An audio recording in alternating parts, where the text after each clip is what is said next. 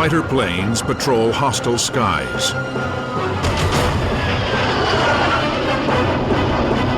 At any moment, an enemy fighter can attack. The pilots have seconds to react. Seconds to live or become a fireball.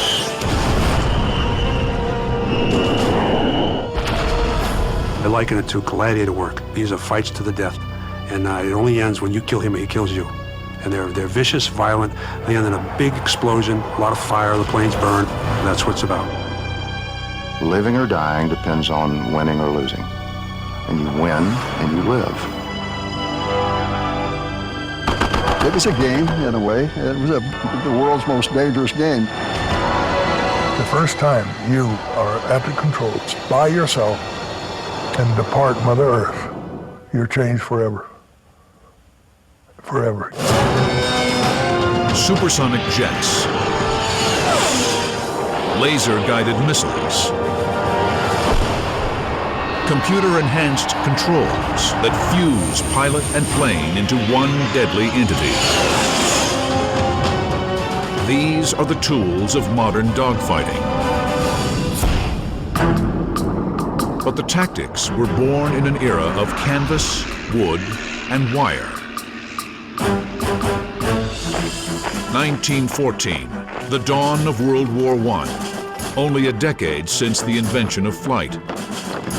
The war is fought on the ground and sea, and for the first time in the air. Aircraft are new, small, slow, and fragile. They're used to observe enemy movements. Soon, pilots begin shooting at each other. Manfred von Richthofen, the famous Red Baron, his first 2 kills were, I believe, from the back seat with a shotgun. They said, though, there's got to be a better way. They mounted a machine gun back there. But the ideal place for guns is in the front of the aircraft. The pilot aims his plane and pulls the trigger. There's no way to synchronize the firing of the machine gun with the propeller. Pilots are shooting off their own props. By the fall of 1915, Dutch aircraft designer Anton Fokker, working with the Germans, revolutionizes the air war with a new invention. The interrupter gear would set forth a series of lever movements. It would prevent the machine gun from firing when the propeller was right in front of the machine gun. It's a huge success. The Germans create the first true fighter plane. The Allies find a downed German fighter with the interrupter gear intact and copy it. The skies become a killing field. The early days of fighter aviation were pretty colorful. 1 in 4 of the fighter pilots didn't survive training. But it was a high casualty business back in the early days. The deadliest warriors who get 5 kills earn a new title, the Ace. Only 1 pilot out of 20 becomes an ace, meets that magic 5 victory mark. But there are no established rules. It's trial and error means certain death. The average lifespan for a new pilot is 3 weeks. These men were very, very brave men. The aircraft could disintegrate. The airplane could just catch on fire. The airplanes had no brakes, no oxygen. They didn't have parachutes. If the airplane was put out of action, they went down with it because there was no way to get out. By September 1916, leading German ace Oswald Bohlke publishes the doctrine for air combat. His 8 rules are in a manual called Dicta Bohlke. Rule 1, keep the sun behind you to conceal your position. Rule 2, follow through on your attack. If you run, you're an easy target. Rule 3, fire only at close range to ensure hits and save ammunition. Rule 4, keep your eye on your opponent. Watch out for tricks. Rule 5, attack from behind, the vulnerable 6 o'clock. Rule 6, if attacked, turn into your opponent. Force him on the defensive. Rule 7, In enemy skies, keep your line of retreat. Rule 8. Attack in groups with each plane targeting his own opponent.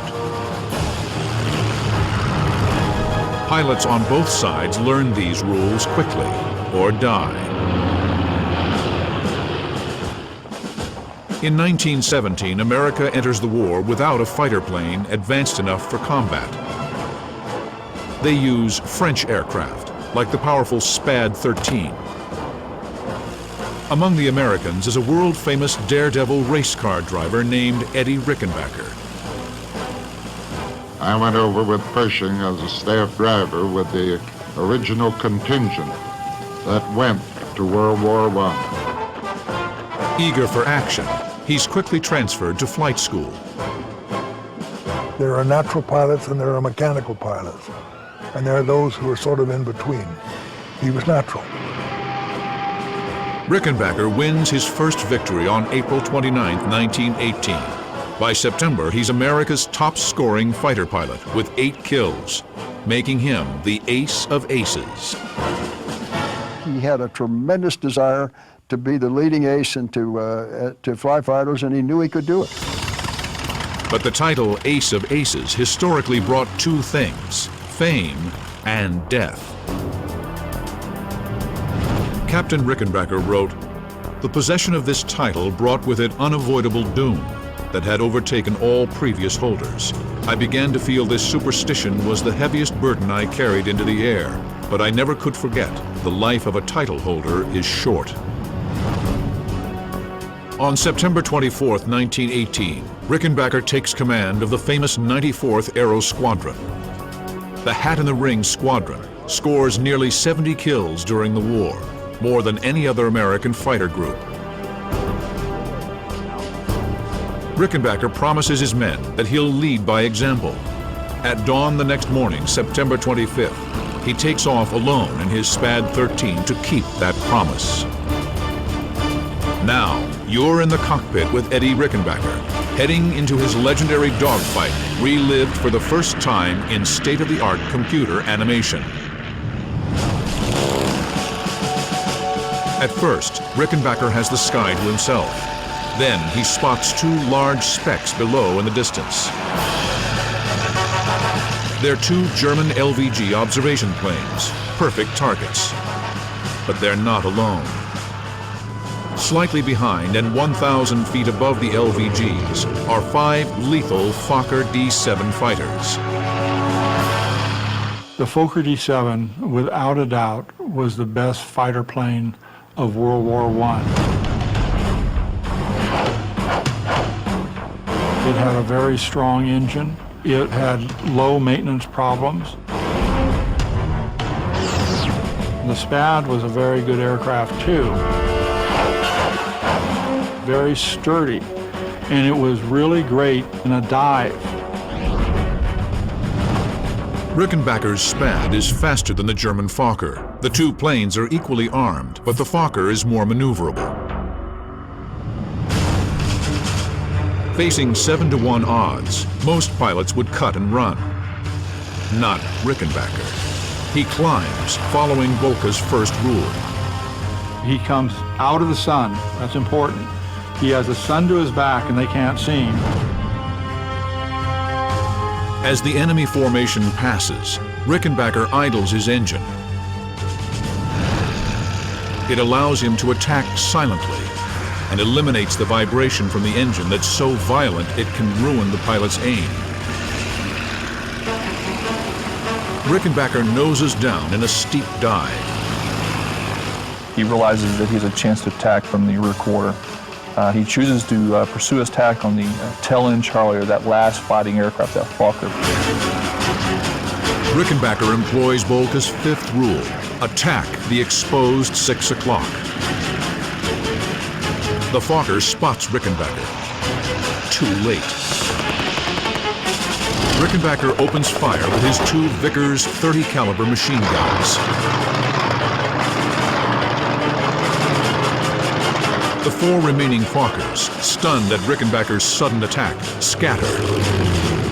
They know they've been attacked, but not from where or by how many. It'll take them time to discover there's only one enemy. Time for their leader, with no radio and only hand signals, to reform the group. So he realizes now they're no longer going to be a factor to him. So he then chooses to go ahead and to continue on to attack those reconnaissance aircraft. As the Fokkers splinter, they leave the LVGs unprotected. The LVGs spot Rickenbacker and make a run for it. They dive for safety. The planes draw apart. The rear gunners fire, but Rickenbacker is out of range. Rickenbacker dives to get out of the line of fire. His dive takes him under the Germans. He zooms up to attack the nearest plane's vulnerable belly. The nearest LVG kicks his tail around, giving his gunner a clear shot at Rickenbacker. Then the second LVG steals in on Rickenbacker's tail, spitting a deadly stream of machine gun bullets at his SPAD. Rickenbacker's caught in lethal crossfire and in grave danger. September 25th, 1918. American ace Eddie Rickenbacker, behind enemy lines, has attacked 7 German aircraft.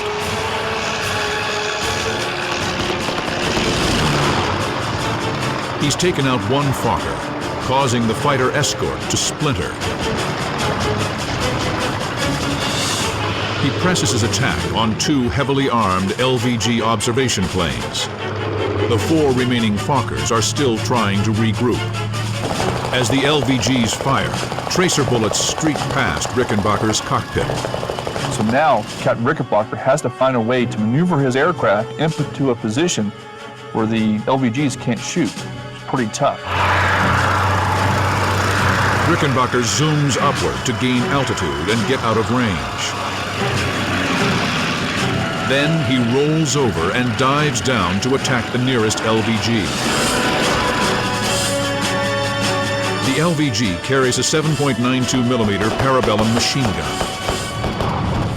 It can fire 700 rounds per minute, 200 rounds faster than the SPAD or the Fokker, giving the LVG a greater chance to hit its mark. These two-seaters were very, very dangerous. They were as dangerous as a single-seater Fokker. The fire of the LVGs thwart one attack. Rickenbacker, ignoring the danger, repeats his tactic and dives under the LVG to set up his attack and get out of the line of fire. He climbs to strike the LVG's vulnerable belly, but the LVG's heavy crossfire forces him to roll over the top and dive to attack again. The Germans are expert warriors. The Germans were particularly skilled in the dogfight. You just didn't realize the environment you were getting into. Most of their fighter pilots had extensive experience flying two-seaters on the Russian front. As you also might expect, the Germans saw fighting as a duty. The World War I German pilots were very effective, amazing amount of kills. They were fighting over their homeland. They actually started teaching tactics. I'd imagine that's part of the reason why they became so effective. The LVG again sideslips, allowing the rear gunner a clean shot at Rickenbacker. Again, Rickenbacker is forced to climb, roll, and dive for another assault. But the Germans pull the same defense, and Rickenbacker is caught in the crossfire. Then, the LVGs suddenly, inexplicably, make a fatal mistake.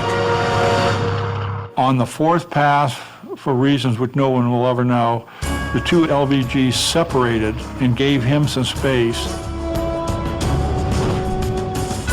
Out of the crossfire, Rickenbacker uses the opening to attack the nearest LVG.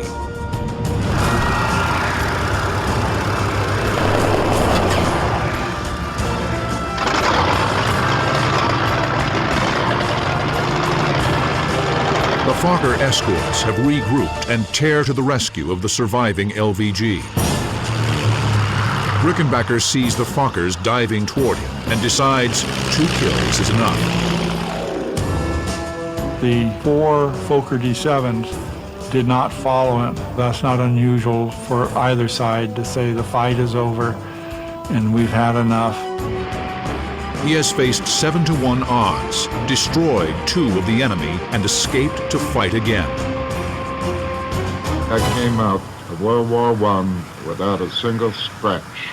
There were more than 150, I would say 160 encounters with the enemy, out of which I got 26 victories. His action of September 25th will win him the Congressional Medal of Honor. I knew that I wanted to be like him. He was my knight in shining armor from the time I was about 8 years old. Rickenbacker writes, "Courage is doing what you're afraid to do. There can be no courage unless you're scared." I interviewed a World War I ace, a guy who was 92, and I asked him one time, I said, "You ever get nightmares?" He said, "Yeah, I do." I said, "When was the last time you had one?" He said, "Last night." And I thought they'd kind of fade away with time, but they don't. The tactics pioneered by the pilots of World War I stand the test of time and the march of technology. No matter how advanced our weapon systems or aircraft become, the tactics that Rickenbacker and Boelke and those guys developed in World War I are still applicable today.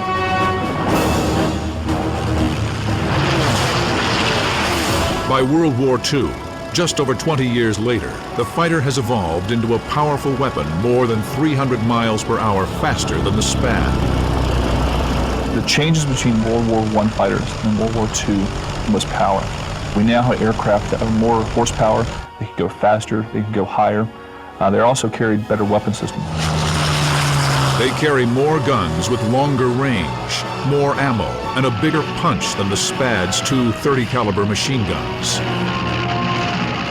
Faster planes and deadlier weapons mean less time to react, less margin for error. The skies of the Second World War will be far more lethal than the First. Since 1943, the Americans have sent massive daylight bombing raids into the heart of Germany, beyond the range of fighter escort.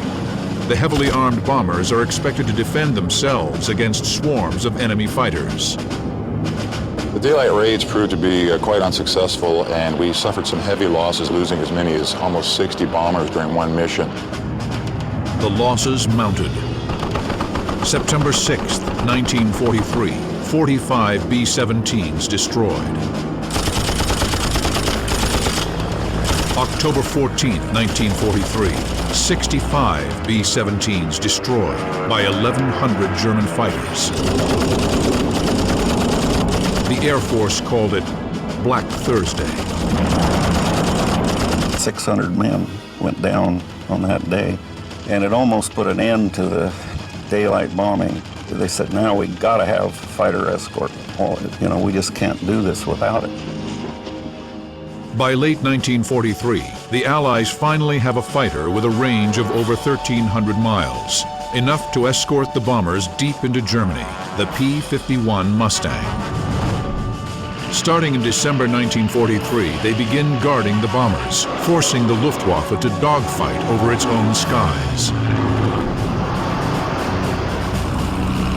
May 27, 1944.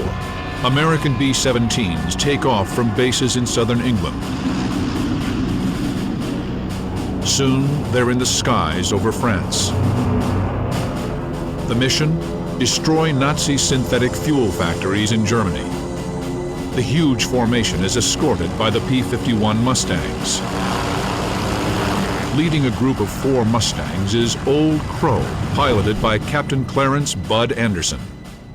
I can't remember a time when I wasn't interested in flying. I mean, I had that desire to fly as far back as I can remember in my life. He earned his Air Corps wings in September 1942 and became a fighter pilot. A year later, Anderson headed to England to fight the Luftwaffe. His fighter group, the 357th, will become the first P-51 Mustang unit in the 8th Air Force. Now, you're in the cockpit as 4 German fighters challenge Bud Anderson in one of the most electrifying dogfights of World War II. May 27, 1944. Bud Anderson's 4 P-51 Mustangs escort an American bombing mission. Now, relive the dogfight as he faces a flight of deadly German Me-109s. They're two formidable opponents. The P-51 Mustang is one of the Allies' top fighters.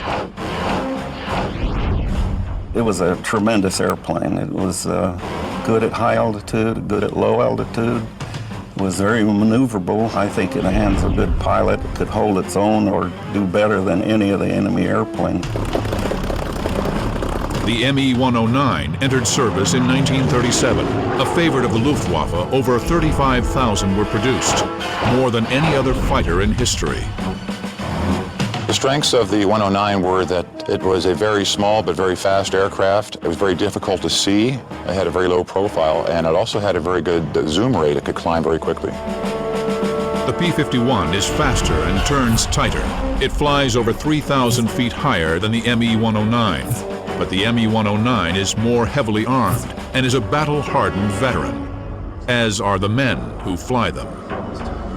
The German pilots had so much more experience and so much more flying time than the Allied fighter aircraft. Some of these pilots have been flying since 1935 and flew into the 40s, and this is one of the reasons why you saw such incredible kill rates, with some of these pilots getting 200 or 300 aerial victories. Anderson has one advantage that the fighters of World War I lacked. Improvements in electronics now allow planes to carry a radio. We hear on the radio that up front, ahead of us, they were being attacked. My wingman's on the inside. He calls out, hey, we got 4 bogies, unidentified airplanes, attacking us, coming down on us from 5 o'clock high. We're very vulnerable.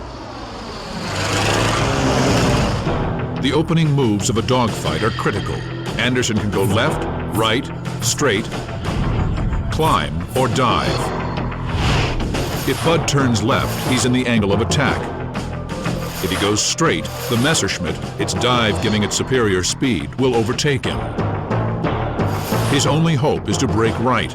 The German is going too fast to make the sharp turn. So we turn like this very hard. Bud's flight does a half circle, then goes head-on toward the Germans. The two groups pass each other. The Germans turn left, so do the Mustangs. It's a lethal game of hunter and hunter as each side tries to get on the other's vulnerable 6 o'clock. Now we got 4 Me-109s.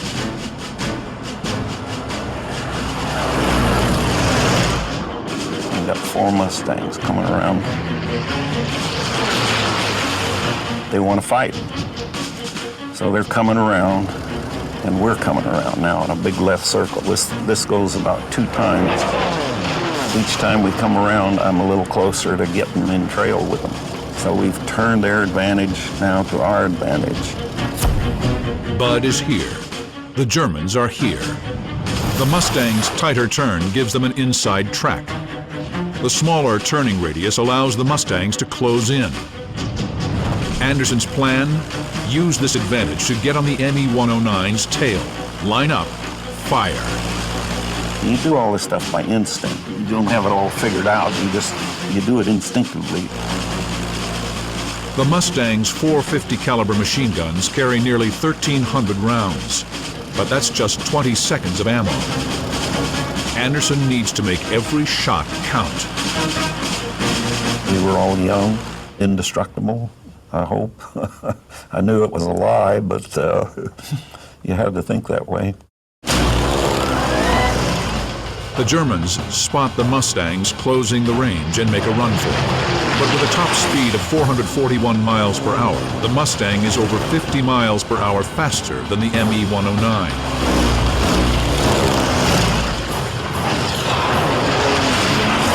Then one German breaks away from the pack and climbs. I'm looking at this guy, and I don't want to get too far up or he can drop down on me. Anderson sends 2 of his Mustangs, led by Eddie Simpson, after it. Bud and his wingman, John Scarra, stay after the other 3 Me-109s. Bud uses the Mustang's superior speed and gets within 300 yards of the Messerschmitt. When you shoot somebody down, the best way to do it is to get right here, what we call 6 o'clock. That's what I did with this guy.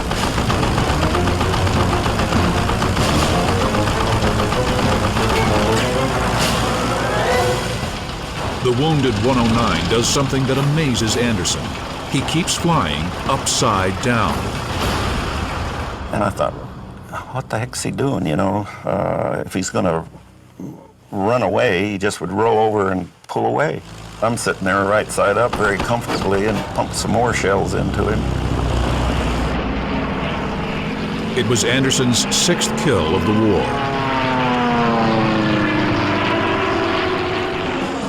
It's now 2 against 2. Bud can tell the Germans are nervous. Their planes twitch as the pilots strain, holding on the stick as they look over their shoulders. One German dives to escape. The other climbs and turns. He still wants to fight. Clearly, one experienced dogfighter.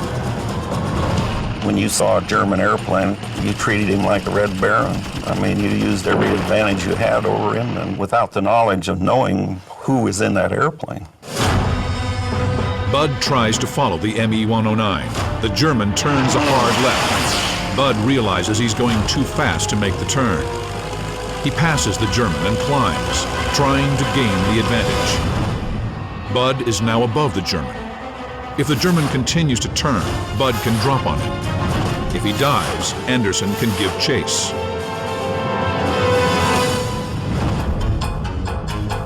But the Me-109 skillfully reverses his turn, pulls a hard right, and gets behind the Mustangs. Bud is in front. His wingman, John Scarra, is right behind. It's now Scarra who has the German on his tail. Anderson tells Scarra to dive, hoping the German will follow. I'll drop in behind him. Maybe we can get him that way. So John did that. Sure enough, boy, he went right after him. At over 400 miles per hour, Bud dives after the Me-109 that's still on Scarra's tail. He sees that right away. He comes on, straightens out, pulls away, then he comes around on this hard turn again. The German has pulled the same maneuver. Left turn, hard right. Using Bolka's 5th rule, he's now on Bud's tail. Now I've got the problem, so I pull the airplane up as steep as I want to, full power, got everything just going as I can. I know that I've got a little more energy than it is, but I'm thinking about plan B.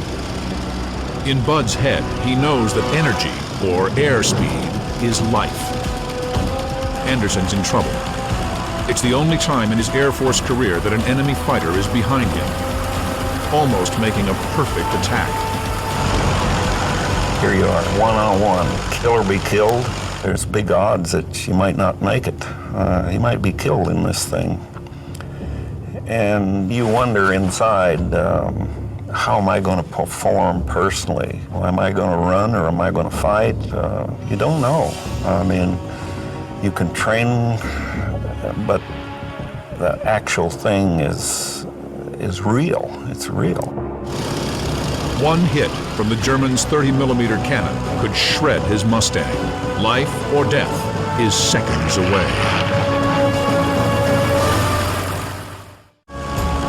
American ace Bud Anderson has shot down one German fighter. Now, another Me-109 is tight on his tail. Anderson climbs for his life. I can see that hole in the prop where the big cannon is, and I'm in big trouble if he can get that gun pointed right at me. The Rheinmetall Borsig Mark 108 cannon fires 650 30mm shells a minute. Its 30mm shell is nearly 3 times larger than the P-51's 50 caliber. 5 hits could knock down a B-17. One hit could rip apart Anderson's Mustang. I looked back there, and man, that thing looked like an elephant gun to me. I'm pulling up. We're both losing airspeed at a pretty significant rate, and pretty soon one of us is going to stall first, and whoever does that is going to be in big trouble. When a plane flies straight up, it fights gravity, loses speed, and eventually stalls and drops. If the German stalls first, Bud will dive on his tail. But if Anderson stalls first, he will slip down below the ME-109 and will be blown out of the sky. Both planes soar upward at the edge of their performance. The pilot's adrenaline pumps as they climb for their lives. He has to lead me, and he's actually below me. I see him pulling, so I'm pulling. We're both pulling. With the throttle full forward, Bud has maxed his P-51 to the limit. Then, Anderson sees what he's been praying for. I see the airplane shudder. He's starting to lose control. The German runs out of airspeed and lift, shudders, stalls, and plummets. 2 seconds later, Anderson's more powerful Mustang shudders, but doesn't stall. He dives down after the German. Anderson has gone from prey to predator. The ME-109 regains control, brakes hard to his left. Anderson decides to go for the kill, but it requires a tricky, dangerous move. The German is here. Anderson is here behind him. The German continues his sharp left turn. Bud tries to follow. If he doesn't make the turn, he'll be in front of the German. Out of speed, a sitting duck. Bud bets his life that his Mustang will make the turn. It does. Anderson is now directly behind the ME-109. Now it's the German who climbs, trying to escape. Anderson knows the Messerschmitt will stall before he does, and gets on the German's 6. I start firing right in here, and I saw some tracers go across his right wing a little bit. I pushed a little bit of left rudder, and then pow! Hit him right in the middle, right in the wing root, all around the cockpit and engine area. Tremendous white vapor came out initially. The German is hit, but his plane is still intact. And then he just suspended in the air. I'm so close I can see the wheel well and the rivets and the grease and everything. He just rolls over and goes down. I followed him down through 20,000 feet. I was going faster than I've ever been in my life. I was going too fast, and I pulled the throttle back. Well, he was smoking now. He's just black smoke pouring out. It must have been a mile long. And he's just going straight down. I see his shadow. He and his shadow met.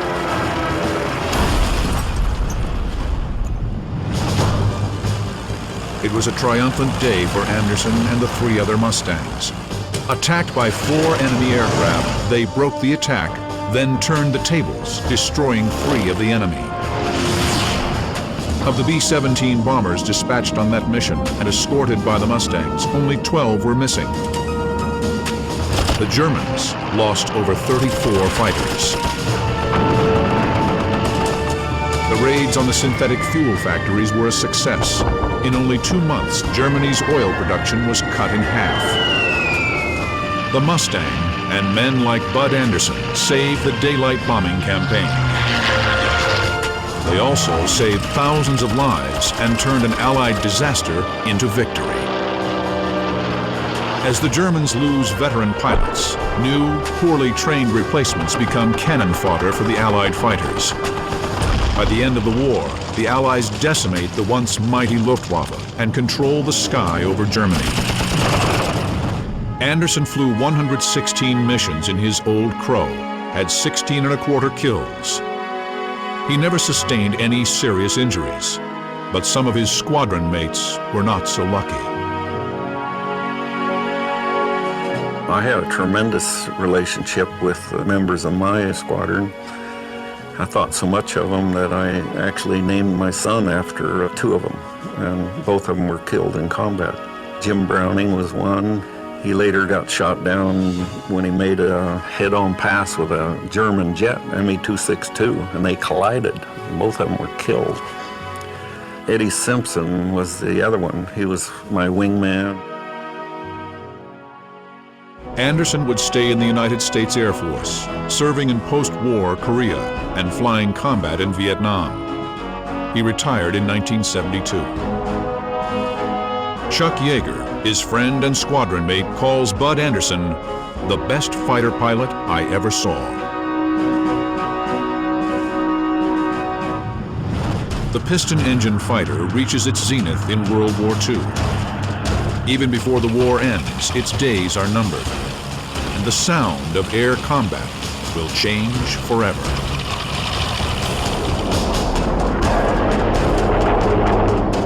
Both sides deploy jets near the end of the war, but the German Me-262 is a nasty shock for the Allies. The Germans discover that swept-back wings add speed, and its powerful jet engines make it 100 miles per hour faster than the Mustang. Impossible to catch in the air. Fortunately, they are too few and too late to impact the Allied victory. But as the war ends, both East and West realize that jets are the future. Jets are fast, but their engines eat fuel, creating new problems. One, you were restricted in range compared to your P-51 in War II. Things happen at greater range, faster. Closure rates, turn radius larger. They accelerate the pace of dogfighting. There's less time to spot the enemy. Closing speed, called merge, is cut in half. Machines can be changed to take the added stress, but the man in the cockpit can't. Extreme high-speed turns create G-forces that push the pilots past human limits. Someone weighs 200 pounds. A force of 5 Gs would be the equivalent of 1,000 pounds pushing down on them. 7.5 Gs would be equivalent of 1,500 pounds. It feels like it's taking your face and it's stretching it down over your knees, down onto the floor. The main result of that force is causing the blood to pool in the lower extremities. First thing affected the eyes. Blood begins to drain out of the eye and begin to lose vision. So someone who is not prepared to handle that quick onset of G can very easily black out and pass out. The greater speeds require special G suits to protect the pilots against the extreme pressures of G forces. Experts predict that the increased speed of the jets and stress on the pilots will make dogfighting obsolete. That theory is soon put to the test. June 1950, 6 divisions of the North Korean People's Army swarm across the 38th parallel, the border between North and South Korea. East and West are at war, and for the first time, jets fight jets. Major Frederick Boots Blessé shows he's up to the challenge. He becomes America's leading ace in Korea. Being a fighter pilot has been in Blessé's blood since childhood. I'd want to be an ace since I first started reading about Eddie Rickenbacker in the 1920s. And that was what I wanted to do. I wanted to go to West Point, I wanted to be a fighter pilot, and then I wanted to be as good a fighter pilot as the Air Force had. He graduated from West Point in 1945, too late to see combat in World War II. He made up for that in Korea, flying over 200 missions. The goal of many of these missions is simple: kill enemy fighters.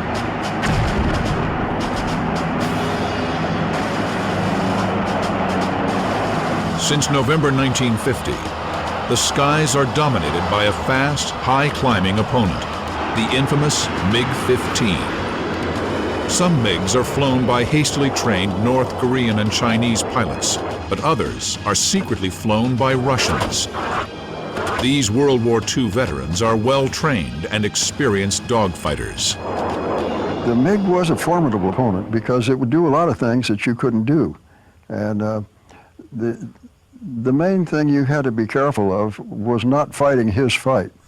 The MiG had a better climb rate and a better turn rate at 15 and 25,000 feet, and above 25,000, it had about twice the rate of climb as the F-86 did.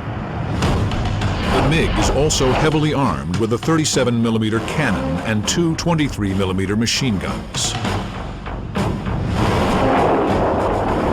The only American fighter that can match the MiG-15 is the F-86 Sabre. Built by North American Aviation, the same company that created the Mustang, the Sabre draws on captured German research. It's the first swept-wing fighter in the U.S. Armed Forces. The Sabre is armed with 6 50-caliber machine guns. While ideal for jet combat, they lack the brute stopping power of the MiG's Russian cannon. The Sabre can dive faster than the MiG and is more stable. Its radar-directed gun sight is more accurate, but the MiG-15 can climb higher and faster and is more heavily armed. October 2nd, 1952. Boots Blessé is in a tight spot. He's over North Korea, 200 miles from his base. His F-86 Sabre low on fuel when he's jumped by a flight of 4 MiG-15s. Now, enter the cockpit for one of the greatest dogfights of the Korean War. October 2nd, 1952. Major Frederick Boots Blessé leads his 123rd mission. His flight of 4 F-86s are in a hunting expedition for enemy aircraft over the most hazardous piece of sky in the war, MiG Alley. It stretches from the northeast end of the Yellow Sea along the Yalu River. MiGs dart out from their air bases, attack American bombers, then dash back over the Chinese border. The MiGs have a huge advantage. They are close to their bases. The Sabres are several hundred miles from theirs and carry only enough fuel for 20 minutes over MiG Alley. Blessé and his flight are near the end of their patrol. We had 4 guys, and the number 4 man was the new guy, but the element leader had some problems with his fuel system. Blessé sends the element leader home, escorted by one of the other Sabres. He keeps the new, inexperienced pilot with him. Eventually, we got down to the point where we were well into Manchuria and said, okay, it's time to go home. Flying at 31,000 feet, they turn south, 200 miles from home, with a lot of enemy territory to cross. We were still well north of Sinuiju in North Korea, and I see 4 MiGs above me about 8 or 10,000 feet. We didn't have the fuel to fight. We were a hell of a long way from home, and we were really not quite over the water yet. It was not a good position. Blessé dives to outrun the MiGs. But the lead MiG pilot is clever. Even though he's out of range, he fires, hoping to scare the Americans into making a mistake. The MiG's 2 23mm cannon and 37mm guns spit out huge masses of flame. The wingman breaks away from Blessé, turning left. So as soon as he broke out to the left like that, the 2 MiGs start cutting him off in the turn. Blessé's wingman has fallen into the MiG's trap. The MiG cuts inside the Sabre's turn, closing the range. And I called my wingman and said, put that sucker in a 4G turn and keep it there. And he just started a descending spiral. And the 2 MiGs were behind him trying to do the same thing. But the fast turn and defensive spiral make it hard for the MiGs to get a good shot. And I'm behind those 2 MiGs. And when I looked at right after I got into a turn and started on these guys, I took a look to see what the other element was doing, and they're turning in on me. So we had a nifty little daisy chain going down with a 1-2-1-2 deal.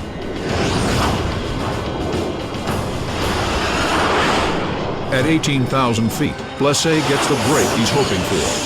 The closest MiG in front of him can't hold the spiral and slides outside the tight turn. And when he did that, I relaxed the G's on my airplane and lined him up in my gun sight.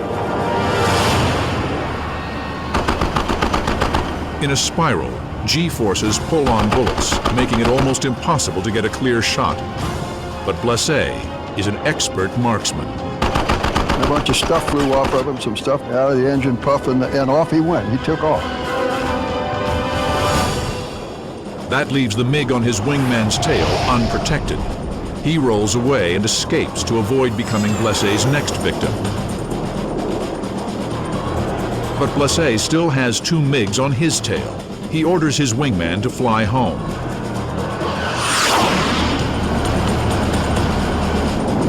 Rounds from the 2 remaining MiGs shoot past Blessé's canopy. I'm in a turn because these guys have just fired over my canopy. I increased the G's and made them slide out to the right. And then I started to reverse my turn.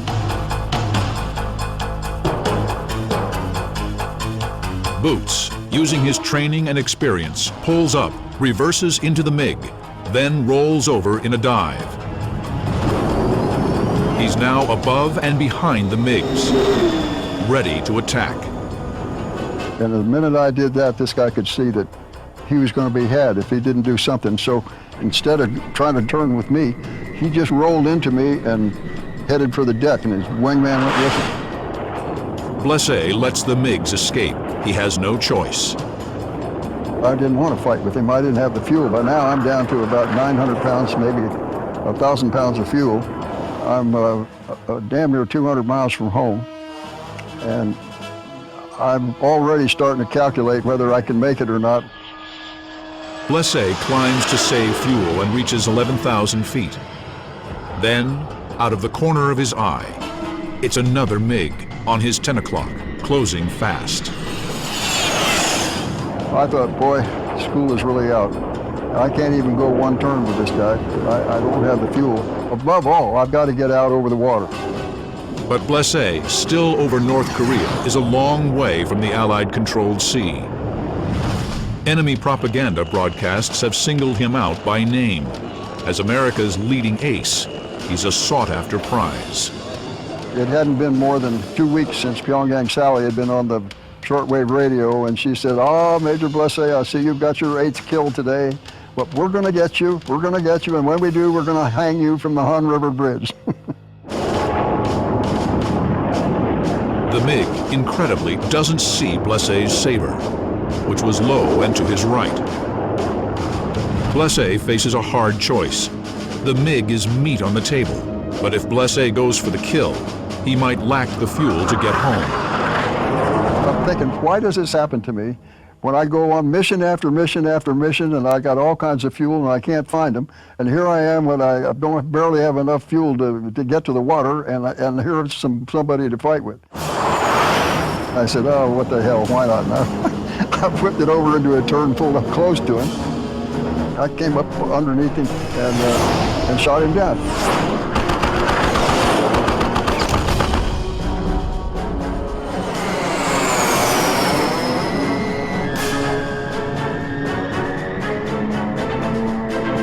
It was his 10th kill, but it cost him 200 pounds of much-needed fuel. Now, alone over enemy territory, Blessé's in trouble.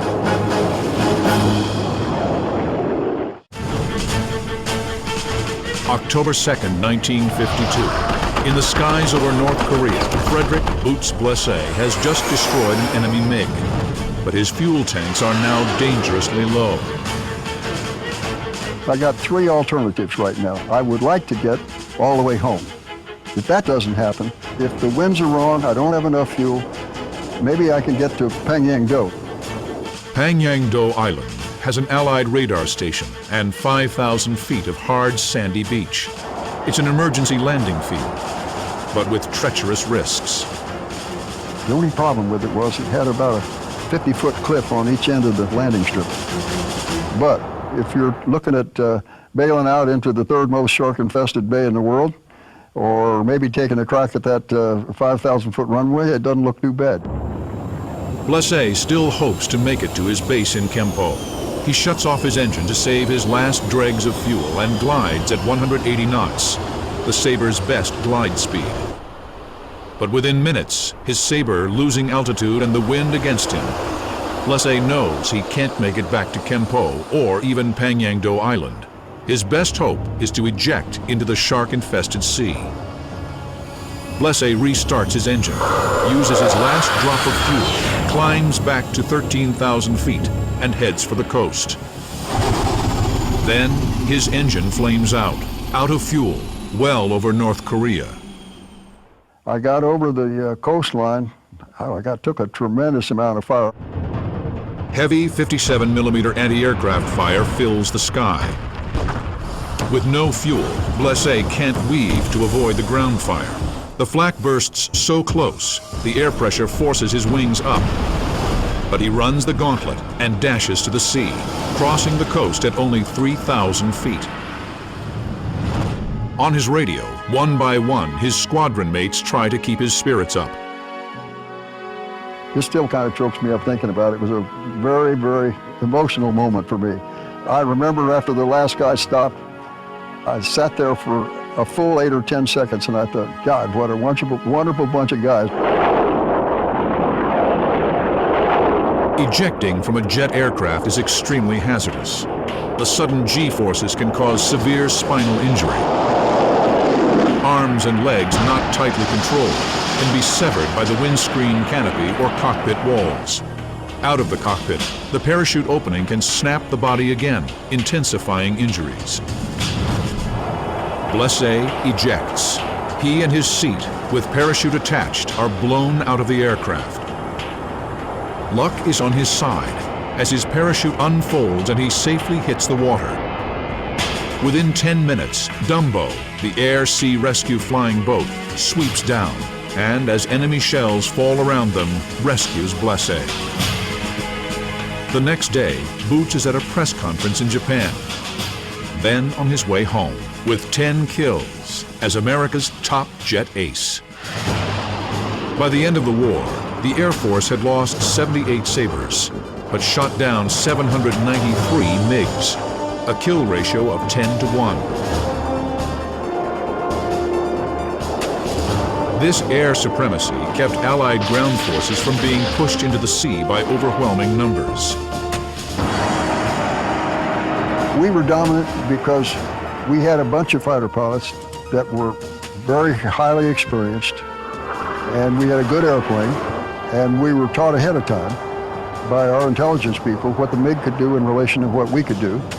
That, coupled with hours and hours and hours of dogfighting in the U.S., down in our hearts somewhere, we thought the time is going to come when I can use all this. In 1955, after the war, Blessé took the hard lessons he learned in Korea and wrote No Guts, No Glory. It became a Bible for fighter pilots. Where Volka's dicta laid out fighter combat in broad strokes, No Guts, No Glory gave pilots the in-depth nuts and bolts tactics, the tools of survival and victory. No Guts, No Glory, great concepts on mutual support, which we still publish today. Basic defensive maneuvers that are put out in that are still applicable today. Though the Sabre at 679 miles per hour was over 200 miles per hour faster than the World War II P-51 Mustang, they had one thing in common.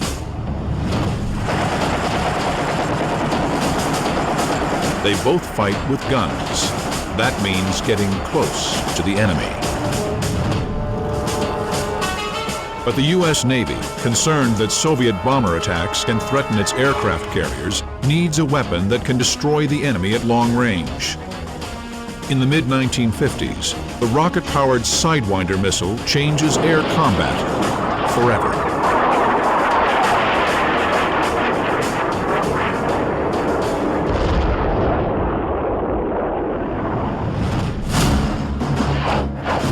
By the Vietnam era, the Sidewinder could accelerate in seconds to a speed of Mach 2.5, over 3 times faster than most jets.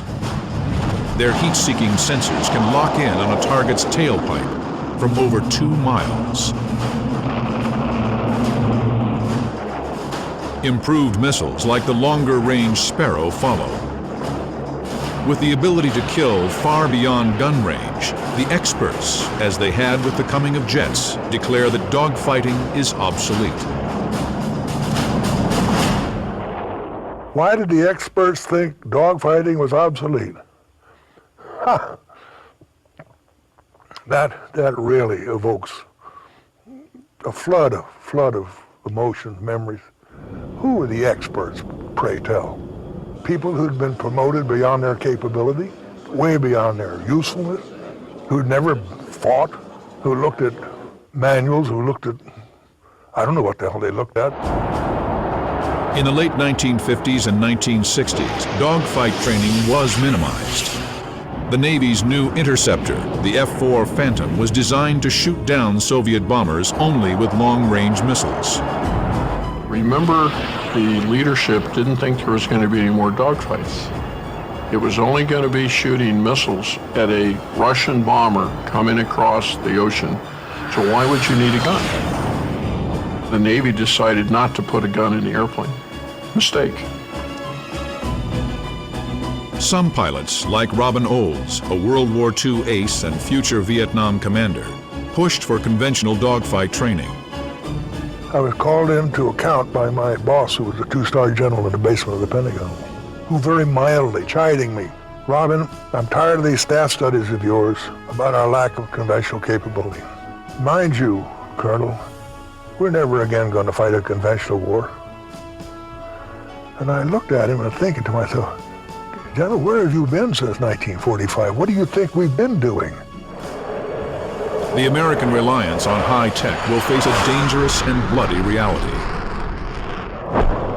Early in the Vietnam War, the United States wasn't achieving the kind of air superiority it had in past wars. There was a gentleman by the name of Captain Frank Alt that did a report called the Alt Report, because our senior admiral said, "Why do we shoot so many missiles and not hit anybody? What's going on?" In 1969, Alt's report made 242 recommendations. There was one that stood out above all others. He said, "The problem we're having is the pilots don't know how to dogfight. They've gotten away from the in-close dogfight because we thought the technology was going to dictate that that was no longer a necessity." In 1969, the Navy establishes Top Gun, the fighter weapons school, to teach pilots dogfighting. Here, fighter crews go through intensive training in air combat maneuvering and weapons systems employment. The 4-week course provides aviators instruction that simulates real combat conditions. The invaluable dogfight training from this school will help earn Randall Cunningham and Willie Driscoll a place in history over the skies of Vietnam. Commissioned into the Navy in 1967, Cunningham's love of John Wayne films and aggressive nature won him the nickname Duke. I was with Duke Cunningham during the entire combat cruise, and he was a 24-hour, 7 days a week. He would just as soon skip lunch and go read up something in the book. Very dedicated to his craft. As I found out in reading up about gentlemen like Oswald Boelke and Manfred von Richthofen, they were the same way. In 1972, Duke Cunningham is a pilot aboard the USS Constellation, flying the Navy's newest fighter, the F-4 Phantom. The Phantom divides the workload between two men, the pilot and the radar intercept officer, or RIO. Cunningham's RIO is Lieutenant J.G. Willie Irish Driscoll. The idea behind it was to take some of the burden off the pilot so that he wouldn't have to worry about flying the plane, running the electronic countermeasures, deploying chaff and flares, running the radios, running the radar and all this. And at the same time working together, two sets of eyes and two sets of brains are better than one. Cunningham and Driscoll train relentlessly together, becoming a formidable fighting team.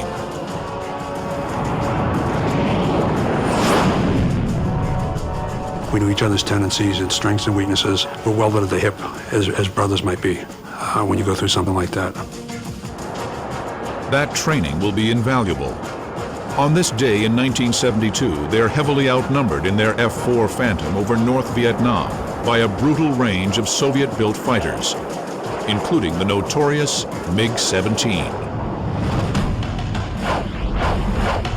This modernized version of the MiG-15 is a nimble and formidable opponent. At low speed, it can easily outturn the Phantoms. And the thing that the MiG had was a small airplane, small size, hard to see. Size wasn't the F-4's only disadvantage. The F-4, large, bulky, leaves two big smoke trails when it's not an afterburner.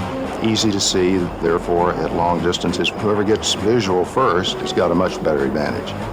In fact, surprise is one of the elements in the combat arena that's historic. With a top speed of nearly 1,500 miles per hour, the American F-4 Phantom is twice as fast as the MiG-17. Armed with 2 medium-range Sparrow and 4 short-range Sidewinder missiles, the F-4 can strike from over 25 miles away. The MiG is more agile than the Phantom, but the F-4 is faster and has a better rate of climb. The MiG's biggest advantage is its armament. In addition to missiles, it also carries short-range guns that the Phantom lacks. May 10, 1972. Randy Cunningham pilots the F-4 Phantom Showtime 100 into the skies of North Vietnam. Now, enter the cockpit and relive one of the most savage dogfights of the jet age. May 10, 1972. Randy Cunningham and Willie Driscoll in the F-4 Showtime 100 are on a 35-plane raid against the Haidong rail yards. I remember it was a beautiful day, just wispy clouds going through the skies, and as you're climbing in a fighter and you're looking at that armada that you're joining and stuff, it's pretty awesome to look at the power, and at the same time, I'd already lost some good friends. It was deadly serious and earnest, and you didn't want to make mistakes. Cunningham's Phantom is also armed with bombs for ground attack. The North Vietnamese are determined to shred the strike force. They launch MiGs from 5 airfields, protecting the rail yards with anti-aircraft guns and surface-to-air missiles, like the SAM SA-2. After dropping the bombs on enemy warehouses, Cunningham and Driscoll loiter to cover the A-7 attack aircraft, the Navy bombers. Cunningham's wingman is Brian Grant. I told Willie, I said, look at the target we just hit, because we decimated the whole thing. We're secondary explosions. But about that time, Brian Grant spoke up and he said, Dukes, MiG-17's at 7 o'clock. 2 MiG-17s swoop down behind their 2 Phantoms. Tracers flash by their cockpit. The MiGs are traveling fast. Cunningham knows at top speed the MiG, lacking hydraulic controls like the F-4, is hard to turn. So I looked at him and I said, no, you can't do it. Broke into him and he overshot right down below me.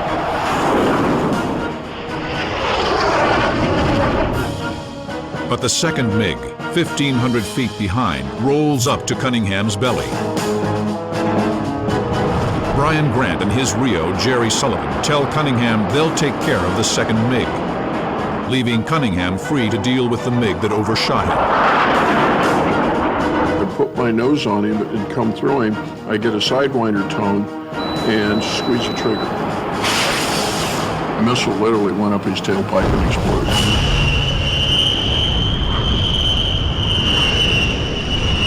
It's Cunningham and Driscoll's 3rd kill of the war. The MiG that had been under Cunningham's belly was still there. Cunningham accelerates, puts on 500 knots, and gets away from the MiG. Having escaped the danger, Cunningham and Driscoll decide to get more MiGs. They pitch up, go over the top, roll out in a maneuver known as an Immelmann turn, named for famed German ace Max Immelmann, and head back to the fight. Below, they see 2 Phantoms trapped in a wheel of 8 circling MiGs. and in danger.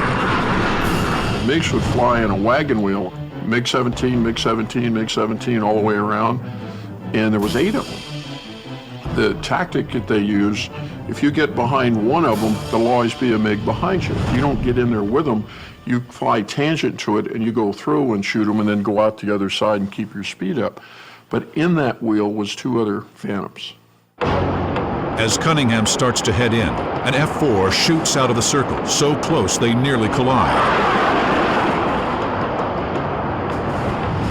It's Commander Dwight Timm, Cunningham's executive officer, and Timm's Rio, Jim Fox. Timm is here. There's 2 MiGs on his 5 o'clock, which he sees. But he doesn't see a MiG-17 on his wing, closing in to attack. Cunningham falls in behind and calls for the F-4 in port turn to break away. With Timm's Phantom and the attacking MiG close together, the Sidewinder can't lock on to the enemy plane. If Cunningham fires, the missile could lock on Timm. Cunningham again warns Timm to break right. He really yelled it out loud, at which point every F-4 out there broke right. Timm, who'd been focusing on the MiGs at his 5 o'clock, now quickly accelerates. He brakes hard right. The MiG turns, but at this speed can't match the move. Some American pilots, referencing a popular TV show, Gomer Pyle, call the enemy pilots Gomer. Knowing the enemy's airplane helps because a MiG-17 doesn't have hydraulically boosted controls. It takes a big Gomer in there to pull that pole when he's got all that speed and that G and then nose downhill. Finally, Cunningham has a clear shot at the MiG.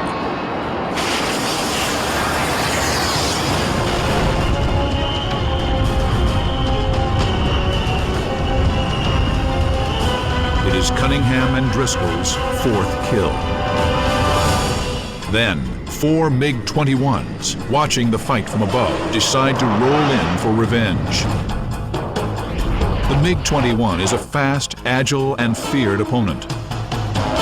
It'd be stupid to take on a MiG-21 in his best operating envelope, which is higher. He out-accelerates you, out-climb you, and out-turn you. If you don't have the advantage, run. Go home. Come back the next day. Smart. Cunningham decides it's time to retreat. He pulls hard and turns in the opposite direction from the MiGs, then heads back to his carrier. Nearing the coast at 10,000 feet, they spot a MiG-17 heading toward them. I said, Willie, we got a MiG, 12 o'clock. Try and lock him up. He couldn't get a lock.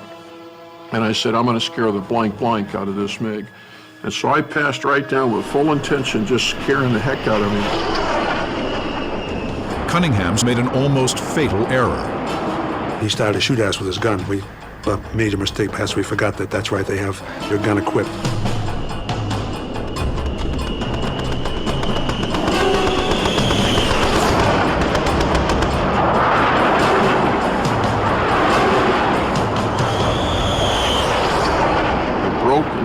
Vertical and rolled to try and see him because Hanoi was that way. Any MiG that we ever engaged that hadn't had a real advantage, they'd run. Cunningham and Driscoll look back, expecting to see the retreating MiG. Instead of running, he had pulled and gone vertical with me. Now I'm looking at probably 300-400 feet. Close enough I could look in and see a little set of Gomer goggles, little Gomer scarf that he had on his neck, and we're going canopy to canopy with a MiG-17 like this. Cunningham lights his afterburners and climbs above the MiG. It's his second near-fatal error in minutes. The MiG is now on his 6 and opens fire. It was a big mistake. And, you know, I was thinking about recovering from it, and, you know, your fangs come on at that point, and your mind says, okay, settle down, dude. Cunningham rolls off to the side to escape the deadly line of bullets. But the MiG matches his every move.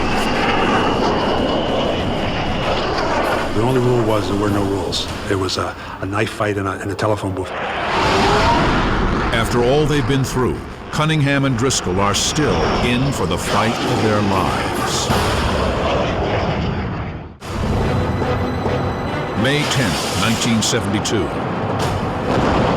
Randy Duke Cunningham and Willie Irish Driscoll have shot down 2 MiGs in a raid over North Vietnam. Now they're in the enemy's sights. They use all their training and skill, but the MiG-17 on their tail matches them move for move. Cunningham and Driscoll are determined to take the MiG down. But the Red pilot has more than luck. Most North Vietnamese pilots rarely fight in the vertical. They either fight in the horizontal or run. This pilot is different. He has skill, expertise, and a killer's instinct. I'm looking right at his eyeballs. And I mean, it's like looking at a cobra ready to strike you. And that chill going through your spine, it's every emotion you've ever felt. Fear, hate, anger, love. All of those emotions, magnify them 1,000%. And what helps you is that if you panic, then you're vulnerable. And that's where your training kicks back in. Cunningham and Driscoll set a trap. They nose down to gain speed. The MiG, taking the bait, does the same.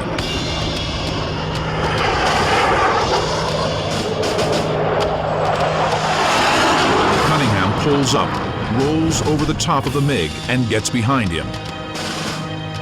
It's a maneuver called the rolling scissors. Then the MiG uses Cunningham's maneuver and pulls up into him. I overshot. And then I accelerate again and said, okay, this guy knows what a rolling scissor is. Each aircraft attempts to roll into his opponent's 6 o'clock. They climb and roll, each fighter trying to get into attack position behind the other. We're noting that this pilot is flying this plane very well, and he's also handling his weapon system very well. Very different from what we've encountered with the other enemy pilots. This fellow knew just what he was doing and just how to do it. As the 2 jets maneuver, fighting gravity, they lose speed. It was a 3-dimensional rolling fight, and we went through maybe 2 or 3 of these rolls. The last time we knew that is when we went up to the vertical, we were going to run the risk of stalling or go to 0 airspeed, in which case if he had a little bit more airspeed than us, he was going to be able to kill us. At low speed, the smaller MiG can outturn the big American jet. This is becoming the MiG's fight. I don't fight his fight. I don't get into a turning fight with him because that's his fight. I'll force him into the vertical, or I'll force him to do something else that I want. When you set a trap for somebody, you also are cognizant that another good pilot could be setting a trap for you. Cunningham knows it's time to turn the fight around. He fires his afterburners, dumping raw fuel into his exhaust to gain more speed. And at 600 knots, darts 2 miles away from the MiG, ending the rolling scissors. Cunningham and Driscoll take a second pass at the MiG, this time angled to the side so the MiG can't fire head-on. Then Cunningham climbs. So does the MiG, starting another rolling scissors. He would force me to overshoot, use rudder, kick like this. Very experienced pilot. As they keep in the rolling scissors, Cunningham loses speed and again risks making it the MiG's fight.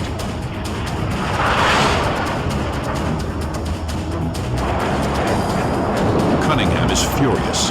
The MiG has gained the advantage twice. For the second time, Cunningham hits his afterburners, puts 2 miles between his Phantom and the MiG, then roars back to attack. Cunningham puts his nose up 60 degrees and begins to climb. Again, the MiG follows him. Cunningham tries a trick he learned at Top Gun. He hits his air brake and idles his throttle, slowing down the Phantom. Cunningham knows the MiG is expecting him to overtake and pass, putting the MiG on the Phantom 6. For Cunningham, slowing down is a dangerous move. He could easily stall and lose control of his plane, giving the MiG a huge advantage. One of the things we always teach at Top Gun is we want our pilots to fly that airplane 1 inch from out of control at all times in a purposeful way. And that's what Duke is doing with this airplane right now. It works. The MiG shoots out in front and above him. It's like if you put on your brakes, a car's going to go by you on the highway. That's what I was trying to do to get him. Finally, Cunningham and Driscoll have the advantage. If Cunningham had a gun, he could blow the MiG out of the sky. But all he has is missiles, and he's too close to use them. But I made another mistake.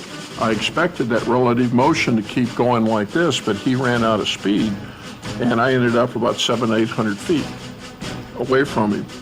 And I can't shoot him because the missile won't arm at that point unless it just hits him. The MiG pilot knows he's in desperate trouble and rolls over the top, away from Cunningham and Driscoll. At the top of the roll, he briefly stalls and heads into a dive. He recovers with Cunningham and Driscoll behind him.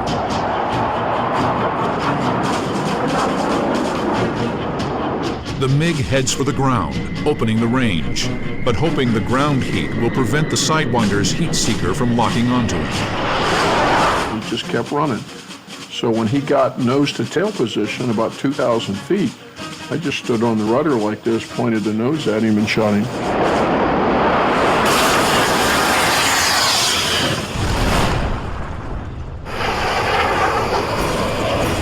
It's Cunningham and Driscoll's 5th kill.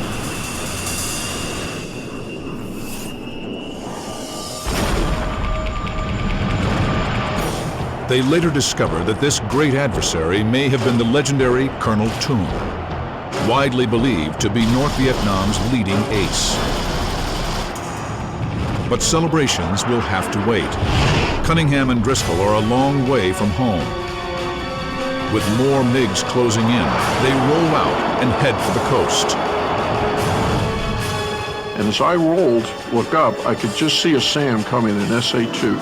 It's about the size of a telephone pole. The SA-2 has a top speed of Mach 3.5, over 2,660 miles per hour.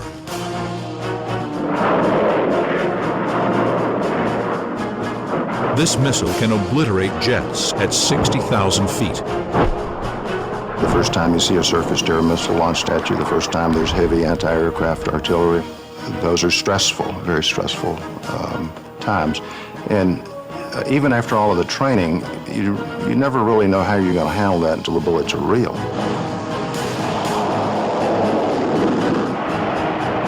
So I saw this SAM and I just started to break into it, which is lucky I didn't, because if I would have broke and this thing went off, it would have gone right through Willie and I through the cockpit. Then the SAM explodes nearby. It sounded like someone took 1,000 BBs and threw against, your car. And the airplane kind of shook itself a little bit. Maybe 15 seconds later, Duke says Willie was starting to lose PC-2. That was one of our main hydraulics. As he said that, I looked back over the left side of the plane. I noticed the left turtleback area of the plane. There's fire on the side of the plane. The Phantom skids violently to the left. The backup hydraulics fail. Duke comes back. Willie was starting to lose PC-1. PC-2 is going to 0. Then, a pilot's worst nightmare. The airplane all of a sudden rolled upside down, out of control. And I remember thinking, the only time I'd ever asked for divine help is when I got in trouble, And I remember thinking, God, I don't want to be a prisoner of war. I don't want to die. Get my rear end out of this. With the backup hydraulic system gone, Cunningham rolls upside down and tilts the nose up so it won't pitch down. He controls the Phantom with the rudders. They roll nearly 20 times, descending from 27 to 17,000 feet, but speed closer to the sea. To eject over land means becoming a POW. Every second they can keep flying brings them nearer to the coast and rescue. They stay with the plane as fire warnings blare. You have to get through that and have a firm enough grip on yourself to get done what has to be done at the moment. The Phantom spins violently downward. Cunningham and Driscoll are over enemy territory, on fire, and going down fast. May 10, 1972 started well for Randy Duke Cunningham and Willie Irish Driscoll.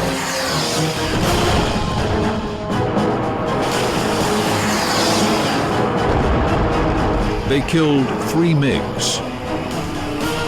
It may be one fight too many.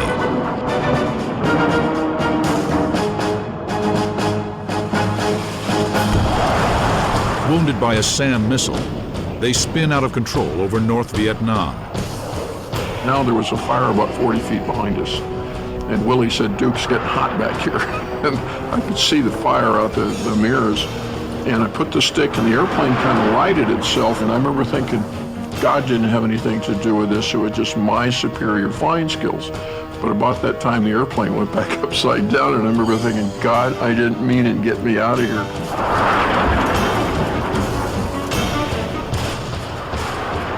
I rolled the airplane some 30 miles using only rudder and power until the tail actually blew off and the airplane went into a violent spin.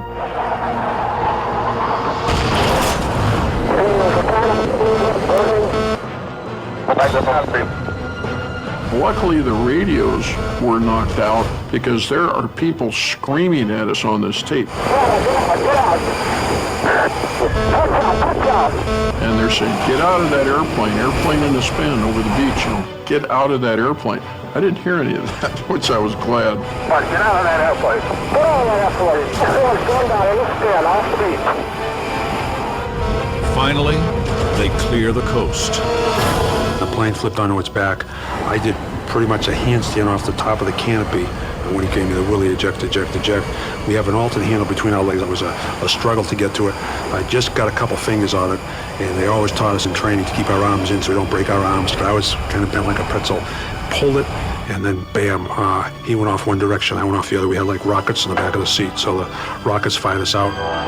325, no DME, about 5 miles off the beach. Okay, stick with those. Moments after they eject, Showtime 100 crashes into the sea. They're quickly rescued. With 5 kills, Cunningham and Driscoll are the first aces of the Vietnam War.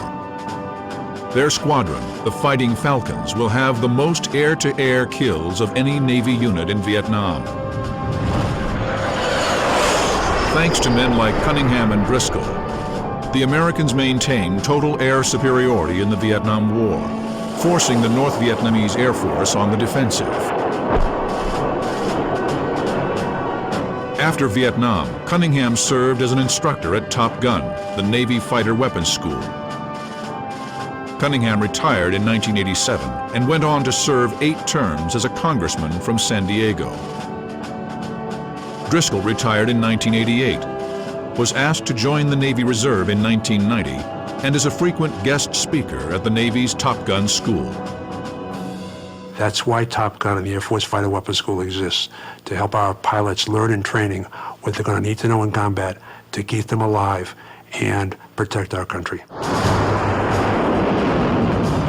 Starting in 1973, the Phantom is replaced by the F-14 Tomcat. Because of the lessons learned in Vietnam, the Tomcat is armed with a gun and is a fast, nimble dogfighter, as are the later F-15, F-16,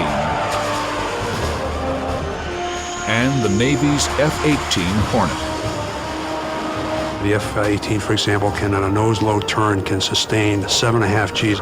An F-4, by comparison, could only, in a situation like that, could sustain maybe 2 to 2.5 Gs. So it's a huge difference in performance ability. But behind the technology, the basics remain the same. If we have a missile, great, we can shoot them forward quarter. If we don't, we now have to apply those same concepts that Rickenbacker did and work ourselves behind him in the ability of shooting with our gun. Modern fighters are also armed with the deadly 20mm Vulcan rotary cannon. It's a far cry from the 600 rounds per minute Vickers machine guns that forced Eddie Rickenbacker to close within 100 yards of his target.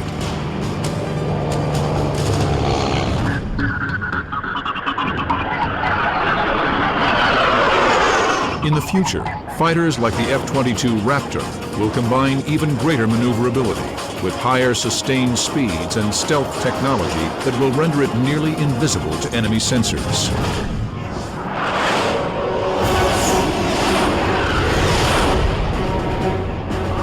The dogfight is one of war's most intense forms of combat. There were so many times where a second here or there could have meant life or death.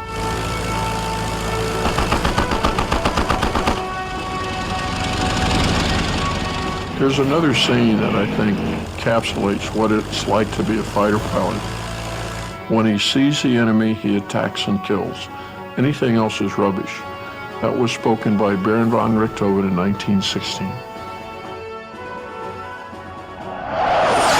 If you get a little bit sloppy or a little bit careless, or if you don't remember and employ all of the things that you've learned, all of the procedures, all of the techniques, you can die very quickly.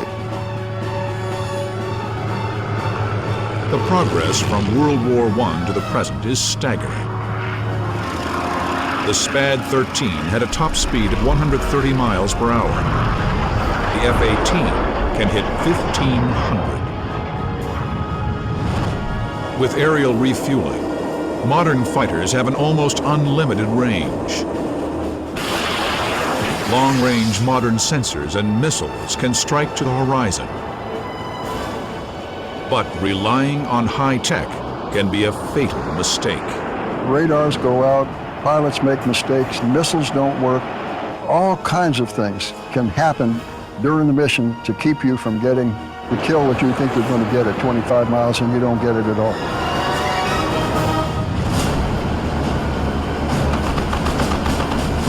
Of the few who become fighter pilots, fewer still become aces.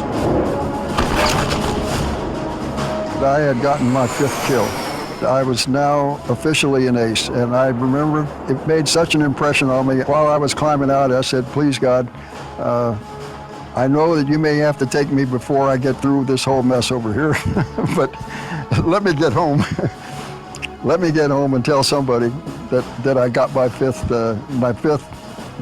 kill and became an ace. Emperor von Richthofen had 80 kills. Thomas B. McGuire with the United States Air Force had 38. Otto Kittel had 267. Now, all of these aces were successful because they applied tactics and techniques that were based on their strengths and their enemy's weaknesses. They took the fight to the enemy and fought on their own terms. But keep in mind, they also had one other thing in common. They were all killed in 1v1 air combat.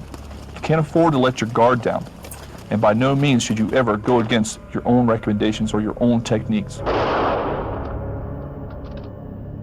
You go beyond, you're going to lose the fight and possibly kill yourself and someone else. What does make the difference between a great fighter pilot and a good fighter pilot? Call it a fighting spirit. You had to want to do it. You had to want to go up there every day and do it.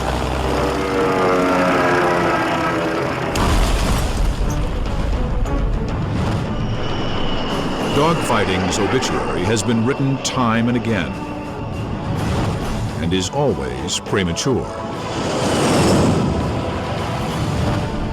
I just don't ever see our country being in a position to not need a courageous, gutsy fighter pilot to do the job when the job needs to be done.